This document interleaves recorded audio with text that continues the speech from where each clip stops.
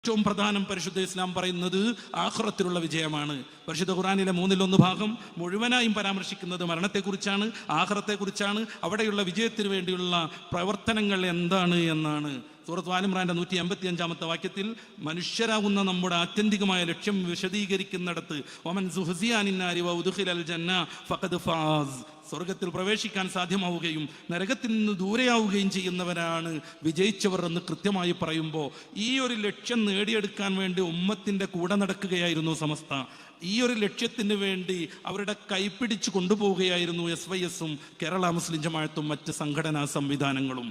അതിൽ സമ്പൂർണമായി ഈ പ്രസ്ഥാനം വിജയിച്ചു എന്നതിന് തെളിവാണ് പ്രസ്ഥാനം എന്നു രൂപീകരിക്കപ്പെട്ടോ അതേ ആദർശങ്ങൾ, അതേ വിശ്വാസം, അതേ കർമ്മം കൃത്യമായ രീതിയിൽ ഇന്നും കേരളത്തിലെ മഹാഭൂരിപക്ഷം വെച്ചു പുലർത്തുന്നു എന്നത് നമ്മൾ ആലോചിച്ച് നോക്കുക. ഏതോ പ്രസ്ഥാനങ്ങൾ എന്തൊക്കെയാണ് സ്ഥാപിച്ചത്, അവരെന്തൊക്കെയായിരുന്നു പറഞ്ഞു വന്നത്, ആ പറഞ്ഞു വന്നിടത്ത് തന്നെ ഇപ്പോഴും തിരിഞ്ഞ് മറിഞ്ഞുകൊണ്ടിരിക്കുന്നു. കേരളത്തിൽ നിന്ന് ഇസ്തിഗാസയോ തവസ്സുലോ ഖബർ സിയാറത്തോ മാറ്റിവെക്കാൻ, ഇല്ലാതെയാക്കാൻ ആർക്കെങ്കിലും സാധിച്ചോ? മന്ത്രിച്ചൂതലും മൗലൂദ് ചൊല്ലലും ബുറുദപാടലും ഇല്ലാതെയാക്കാൻ ഇതുവരെ സാധ്യമായോ?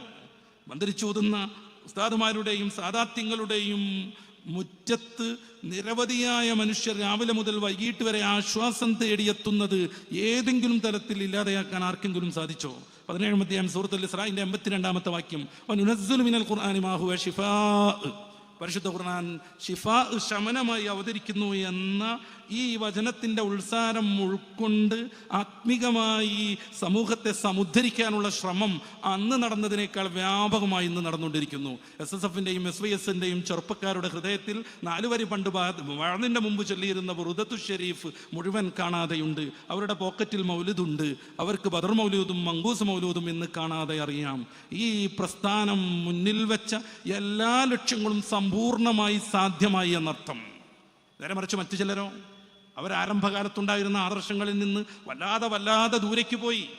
അവരുടെ ആദ്യകാല നേതാക്കളും ഇന്നത്തെ അഹ്ലുസുന്ന വൽ ജമാഅത്തും തമ്മിൽ 3-4 വിഷയങ്ങളിലെ തർക്കങ്ങൾ ഉണ്ടായിരുന്നുള്ളൂ. ഇന്ന് 200-ലധികം വിഷയങ്ങളിലേക്ക് തർക്കങ്ങൾ വികസിച്ചു വരുന്നു.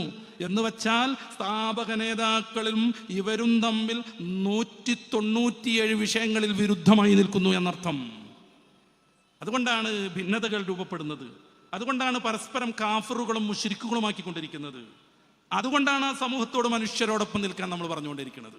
എന്താണ് ഇസ്ലാം എന്ന് കൃത്യമായി വിലയിരുത്താനും ഈ സമൂഹത്തെ ഏതൊക്കെ രീതിയിലാണോ സമുദ്ധരിക്കേണ്ടത് അതിന് ഒന്നിച്ചു നിൽക്കാനും പരിശുദ്ധ ഇസ്ലാമിൻ്റെ മൗലിക ഭാവത്തിലേക്ക് വൈകല്യം വന്നവർ തിരിച്ചു പോവാനും മാനവതയുടെ ചിന്ത കൊണ്ട്, സ്നേഹം കൊണ്ടാണ് ഈ സംഘടന നിരന്തരമായി ഓർമ്മപ്പെടുത്തിക്കൊണ്ടിരിക്കുന്നത്. അതുകൊണ്ട് മനുഷ്യനെ അറിയാനും മനുഷ്യൻ്റെ കൂടെ നിൽക്കാനും ഏതൊക്കെ രീതിയിലാണോ മനുഷ്യന് സഹായം വേണ്ടത്, ആത്മീയമായും വിശ്വാസപരമായും സാമ്പത്തികമായും സാമൂഹികമായും എല്ലാ തലത്തിലും അതത് സന്ദർഭങ്ങളിൽ ഗംഭീരമായി പ്രവർത്തിക്കാനും ഈ സംഘടന എന്നും മുന്നിൽ നിന്നിട്ടുണ്ട്. അത് തുടരുക തന്നെ ചെയ്യും. എന്തുകൊണ്ടെന്നാൽ പരിശുദ്ധ ഇസ്ലാം അങ്ങനെയാണ് സമൂഹത്തോട് പറയുന്നത്. പൂർവികരാകുന്ന നേതാക്കൾ അങ്ങനെയാണ് പഠിപ്പിച്ചുകൊണ്ടിരുന്നത്. ഏറ്റവും ഉന്നതിയിൽ വിരാജിക്കുമ്പോഴും വളരെ ലളിതമായി ജീവിക്കാനും ആത്മീകമായി പരമാവധിക്കപ്പുറം സ്വരൂകൂട്ടാനുമാണ് നമ്മുടെ പൂർവികർ നമ്മളെ ഓർമ്മപ്പെടുത്തിക്കൊണ്ടിരിക്കുന്നത്.